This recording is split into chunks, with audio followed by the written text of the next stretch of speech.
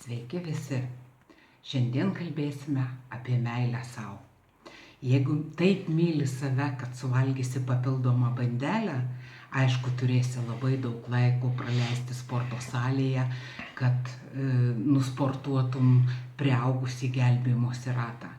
Bet jeigu tu, mylėdamas save, išeisi pasivaikščioti, išvesi šunį, kurio neturi, tai aišku, padarysi didelę naudą savo.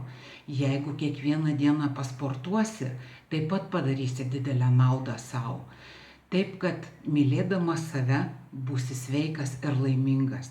Ir labai linkiu, kad prieš pagalvodami, kas yra meilė savo, išmoktumėte nekritikuoti savęs.